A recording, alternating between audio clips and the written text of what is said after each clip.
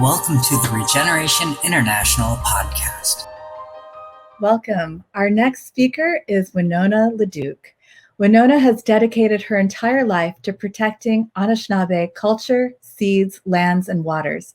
She has done this as a political activist and even a vice presidential candidate. She's the author of 7 books, including her latest, To Be a Water Protector, and she's worked as a rural development economist, working on issues of Indigenous economics, food, and energy policy.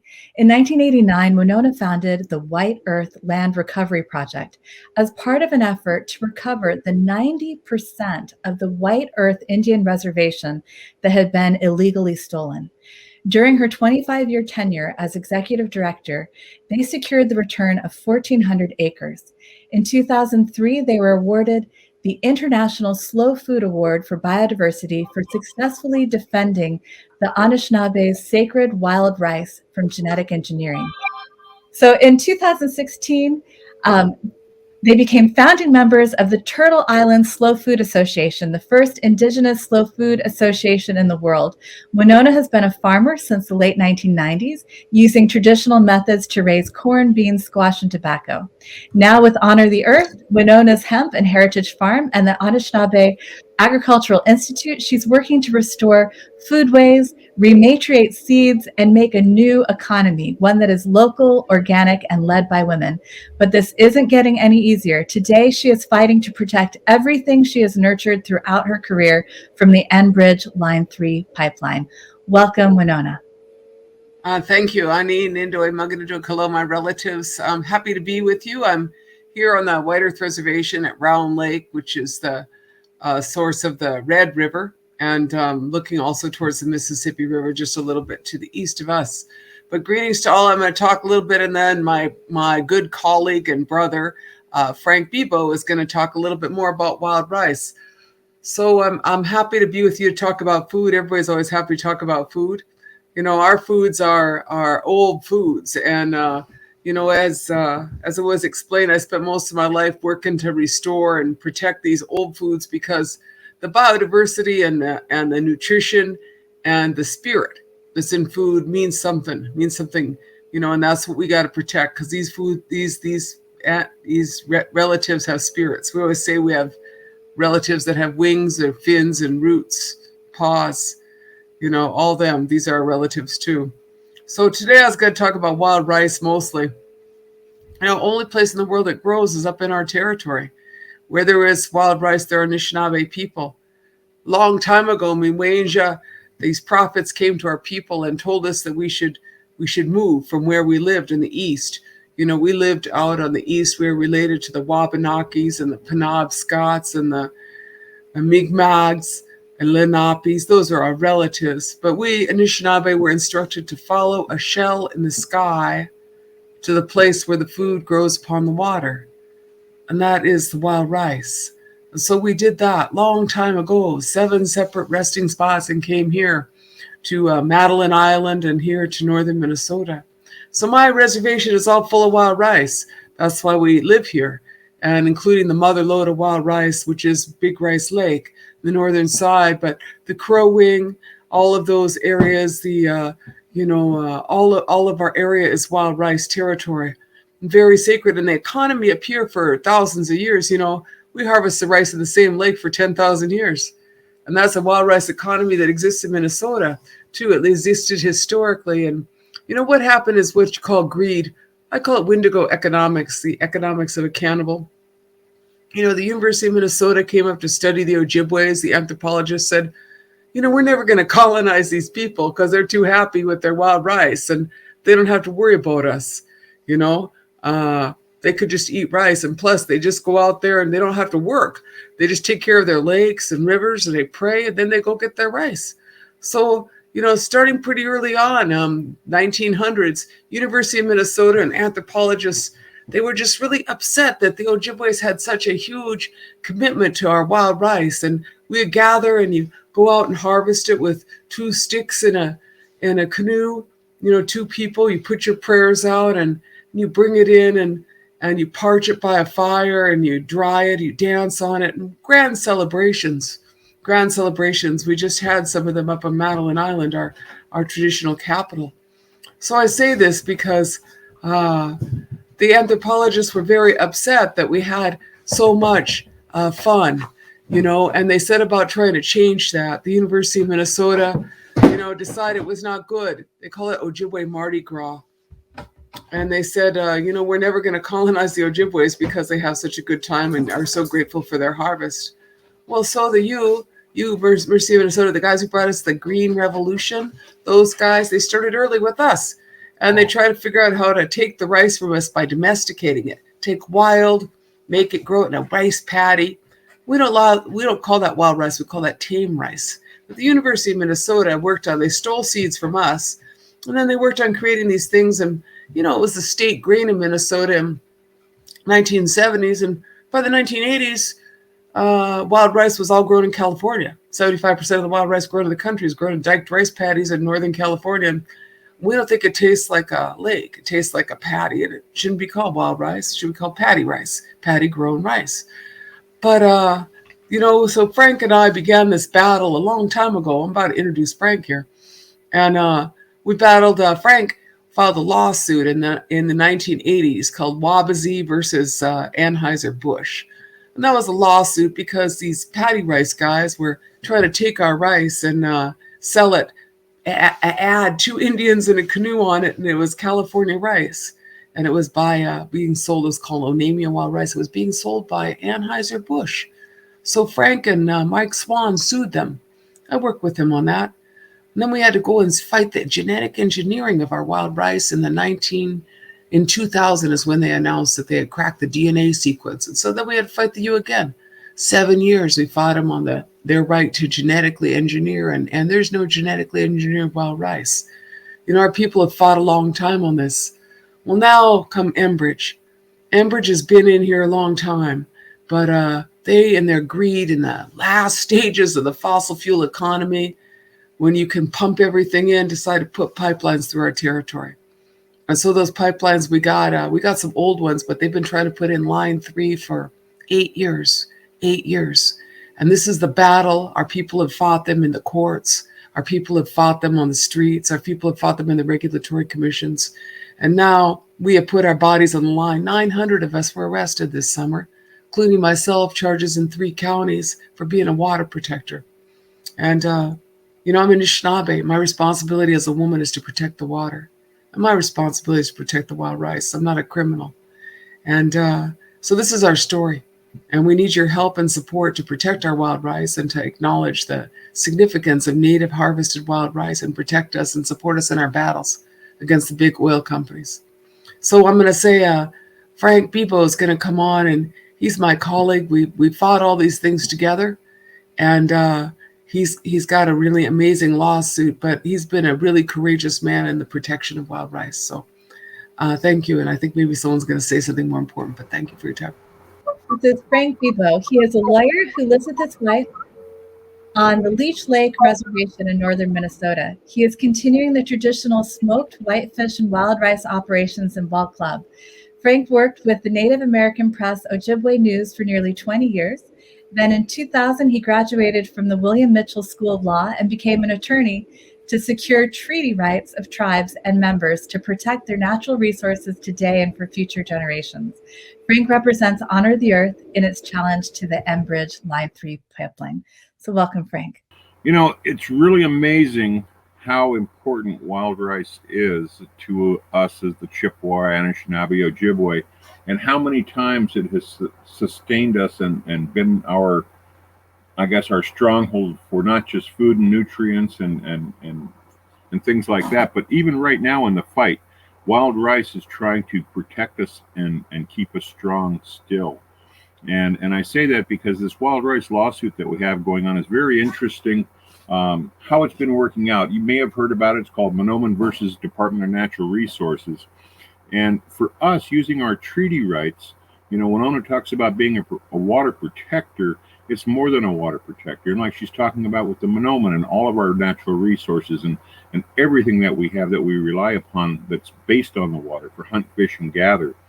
And so when we first started fighting Line 3 and we were looking at how we were going to protect ourselves based on what Enbridge did when they went out to Dapple and joined up out there and bulldozed down people. And, it looked very dangerous, very militarized, and they arrested a lot of people and really hurt a lot of people's lives and livelihoods. And we didn't want that to happen to people here. And so this wild rice lawsuit that we have, this Manomen wild rice lawsuit, is not just about the existence of Manomen and the right to flourish and to regenerate and to recover and to be preserved, but it's the rights also of the tribal members to protect Manomen. And so it's also part of our defenses against the state of Minnesota. The state of Minnesota, for whatever reason, has sold out almost completely, from what I can see, about defending natural resources. They permitted Line 3. They thoroughly ignored repeatedly the rights that we have tried to present to them, our treaty rights at various stages with the Public Utilities Commission, with the Minnesota Pollution Control Agency, and now more recently with the DNR. And interestingly enough, and it's probably because it's Manomen and wild rice, Manomen has sued the DNR in tribal court, and tribal courts haven't been around very long, 20, 30 years for the most part. And as a result, there isn't case law that's very thorough on what's going on. And what the DNR has found out that what might be case law for non-Indians off reservation and in federal courts where people can't just sue another state, those laws don't apply to us because we're different under the Constitution, and we're different because of treaties. And so wild rice is mentioned in our 1837 treaty so specifically. It says that we have the right to hunt, fish, and gather wild rice in the lakes and rivers and lands. That is a very broad statement. When you're trying to protect water in a large territory, having a treaty right, the supreme law of the land, being a backup to Manomen, that's about as good a gift as you can get in 2021. And our treaty journals, when we made the treaties with the United States, we made sure that they understood what our primary treaty foods are. Wild rice is a primary treaty food. We have that in our treaty itself, but also fish and Manomen. And they require abundant, clean, fresh water. And we've already had a number of oil spills and fires and things from Enbridge along Line 3 and the whole corridor here in Minnesota. We've had people killed from explosions and things like that. And so right now, Line 3, Enbridge makes it sound like the project is complete. And they may have completed the welding, I'm not certain. But from what I understand, the oil has been stopped somewhere around Crookston because of the aquifer that they breached. And we have an aquifer that is pumping out something like 100,000 gallons, maybe 150,000 gallons a day. And in that sand, it ends up making it more like quicksand, where it's hard for them to go in and repair what they've done. They've lost millions of gallons during a drought and during our wild rice season, and they still can't plug this hole. And it's very likely that they may not be able to, because they had a drought and there was still more water coming through and they couldn't stop it. We've been through the cold part of the year and they weren't able to stop it. I'm not so sure that the earth is going to let Line 3 go through itself. And so we're very concerned about what's going on in the environment. We've had a lot of frack outs from the way they've done their horizontal directional drilling, and we're looking at having a flyover using infrared imagery to try to detect where those places are, because the Department of Natural Resources and the Pollution Control Agency really haven't been doing their job. And what we've seen from some of the drone footage from some of the people that have been working together on trying to save and protect our environment, we can see where these frack outs and releases have killed all of the vegetation within a segments of the river where it drifts down. And so we are very concerned about what else is still yet to come. And we don't think that people are looking out for our interests very well. And so we're going to have to step in. And we're going to have to step in, and we're going to have to do some flyovers. We're going to have to establish some baseline chemistry to see what's going on and show the state of Minnesota how to do their job and protect our resources. And I think this lawsuit that we've put together is going to be the new cutting edge for environmental protection and for tribes. Because if we can use our laws to protect the environment, and they're not subject to state law, and we could even go in and sue the state for not following its own laws or our laws in tribal court, we may have achieved a tool that has been waiting to come and protect the United States for a long, long time. And ultimately, we could end up with all of the treaty tribes potentially in the future where all of our territories are joined and our environmental laws become the law of the land again. And that's what we're working on. So we've got some very interesting tactics going on. The fight isn't over. We're still looking to stop what's happening. And we need to make sure that this is where it stops, here in Anishinaabe territory. Thank you. Miigwech.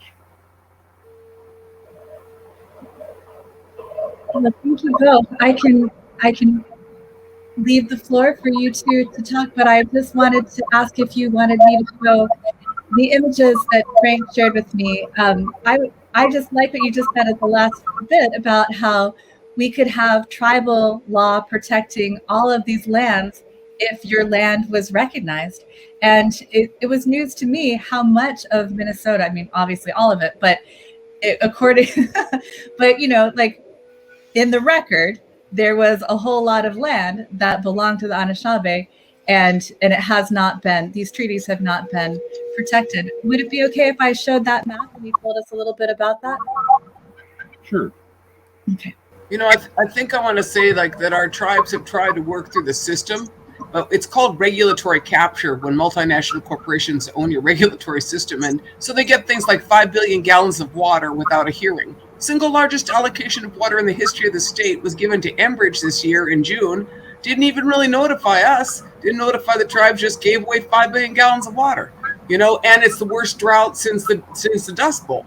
So what kind of laws are those? It's like made up laws that are written by corporations. And so what we say is that, you need the laws of nature because that's who we live with. We don't, corporations are fictitious creations.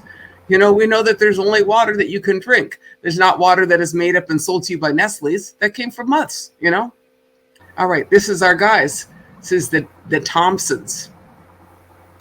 Out on the lake. Right. Were you going to go to a map or which part, Alexis?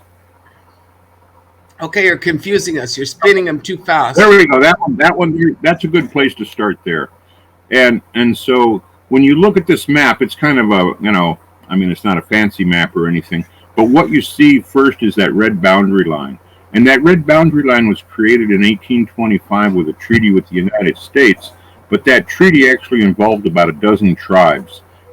What it primarily said in 1825 was that above that red line, the Chippewa decided who hunted in that territory, and certainly we regulated our own conduct. South of that red line is primarily the Dakota. There's other bands that are out there, the Manomen and things like that. And so they were on the other side of the boundary, and they controlled who hunted on that side. But we still had the right to hunt on all those sides because that's the way that it had always been. And when the United States made the 1826 treaty, up essentially where Duluth, Minnesota is now, they came in as a ratification or a reaffirmation of the 1825 treaty. And what they said in that treaty was that we still retain the title to the land and the jurisdiction. And while we did sell a lot of the land that was there, and you can see those territories, the blue territory is the 1855, and that's the one we're primarily talking about. While we did sell the land, we didn't give up our jurisdiction, and we didn't give up our environmental rights to protect our resources. And with what's been going on with the degradation of resources, the neglect of resources by the PCA or the DNR, we have no choice but to step in and protect our resources. If anybody's the criminal, it's probably the legislators in the PUC for trying to give it all away, knowing it's ours and that we've been relying on it, like Winona said, for thousands of years. And they're just giving it away in just minutes. And they still haven't solved the problems that they've created. And they haven't even started putting oil through yet. Who are these guys? Right, Winona? That's exactly right. I mean, the fact is that if they break an aquifer and can't figure out how to fix it, why should they get to oil? Does anybody want to explain that to me? Why should they get to put oil through there? I mean, this is a SHIT show. Can I say that? I mean, it's crazy up here, and and the other thing is that it's really important, to know that all of the police were financed by Enbridge. The state of Minnesota in its prostituting of democracy for a Canadian multinational had them pay for the police up here. And so 900 people were arrested by police that were paid for by Enbridge. And there was excessive use of force. You got people whose faces were messed up, plus rubber bullets. All of us should not have been charged. We're patriots. We're not criminals. And the criminal corporation, which has done all these crimes, and continues to do those, breaking aquifers, frying rivers, and stealing water, and has no recourse, is just continues on. That's what's wrong. When corporations run your government, this is what's wrong. I feel like Ralph Nader or something, for crying out loud.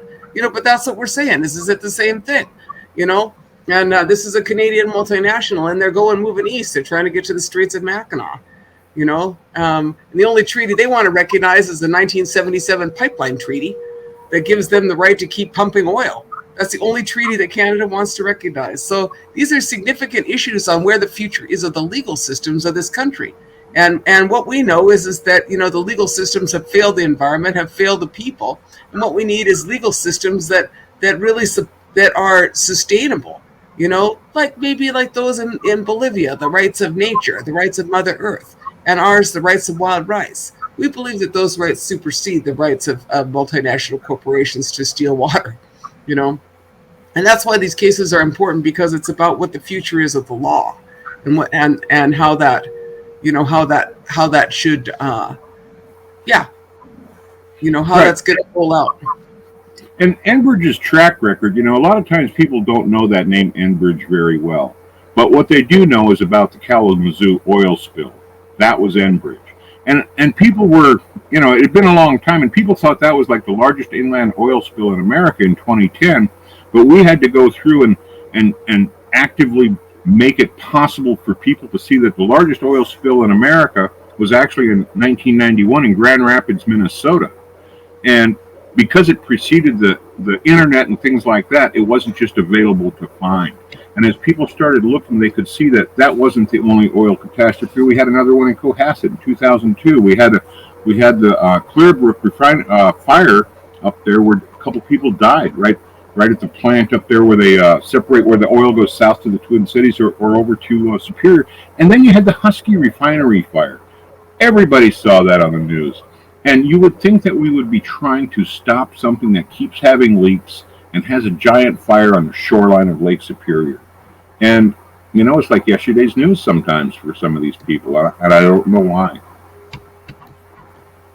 Well, you know what I feel like is late-stage oil addiction, is what we're looking at. I mean, between, the coastal spill in Santa Barbara and the idea of these pipelines, what we need is a just transition. And we don't just need electric cars, we need electric trains, and we need to quit moving so much stuff around.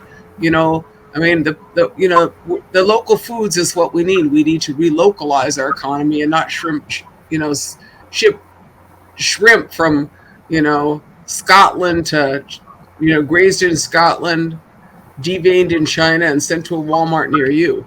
I mean, this is what really Arundhati Roy, she talks about pandemic as portal and the opportunity to transform the world in the time that we are in. And this lawsuit, this battle in the last stage of the fossil fuel economy between the Ojibwe people and our wild rice and the Canadian multinational from the corporate, from the country that kills Indians, I think it's an epic battle, and we need all your support. And I know a lot of you have supported Honor the Earth and our lawsuits, and I want to thank you, for supporting our work and supporting the work of Frank.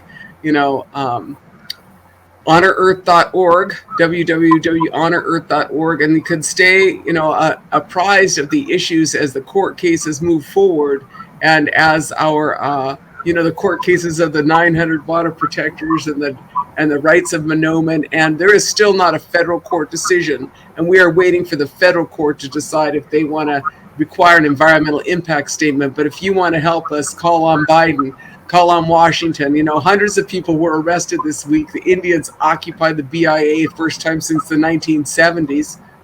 And, we're ready. We're ready for support. We're ready for, everybody to stand with us against the next 50 new coal-fired power plants that this pipeline represents. We don't need Enbridge, and we don't need new oil and pipes in this country. And that oil, needs to stay in the ground. That's where it belongs. Our prophecy said that a long time ago. So,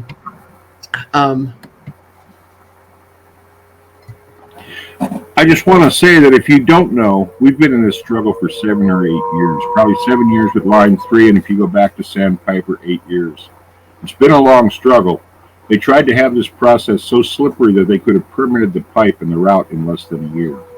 And so it is really Honor the Earth and Winona's work to get other people, to intervene and things like that have really brought to light a lot of the inadequacies and a lot of the shortcuts.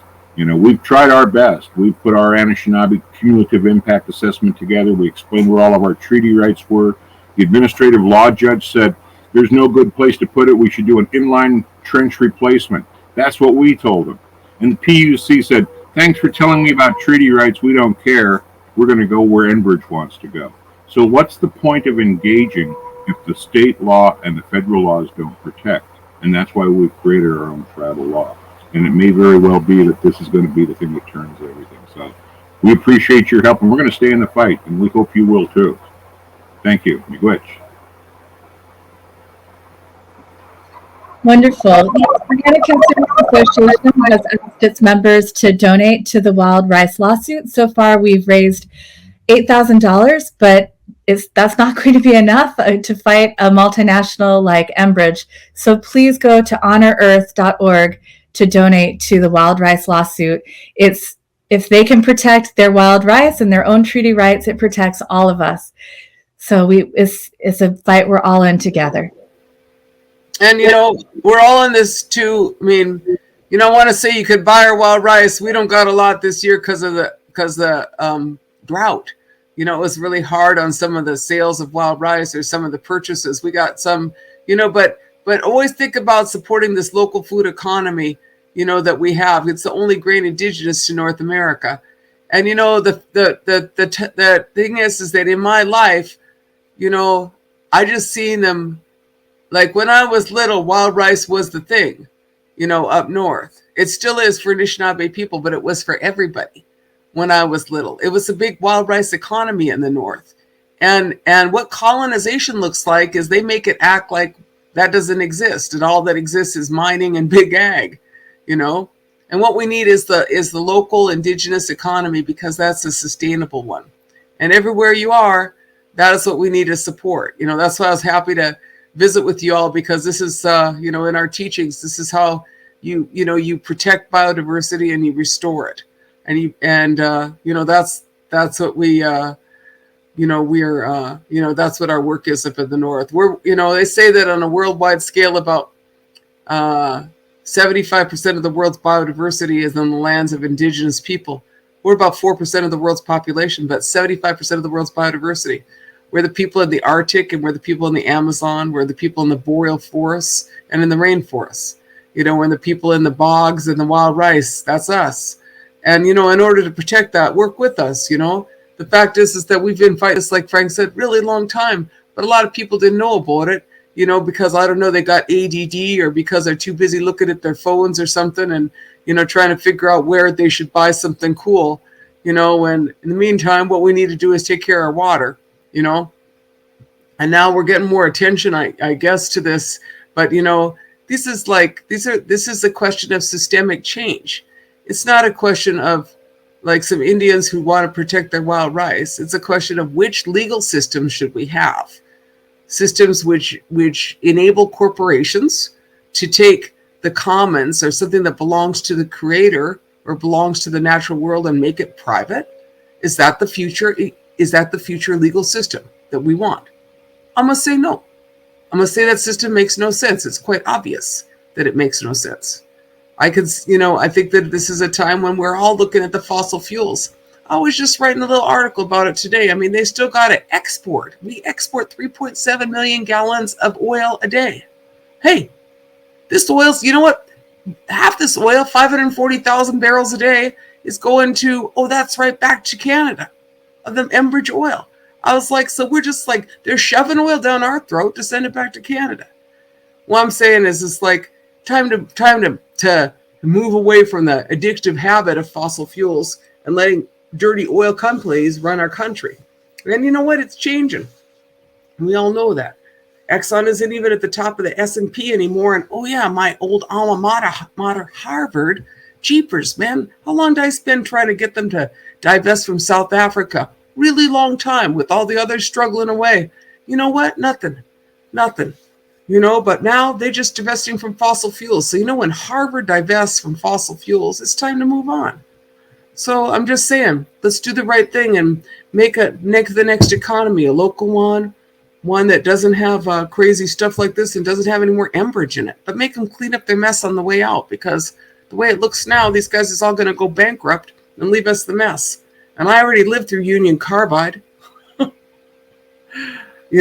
think the corporations should clean up their mess. Hear, hear. Well, thank you so much for being with us, Winona LaDuke and Frank Bibeau. Keep up the fight. We are with you. We'll support you. We'll make sure that you have the resources you need to win, because if you win, we all win. So thank you for everything. Miigwech, thanks a lot for supporting us all, and y'all take care out there. Miigwech. Miigwech. Miigwech.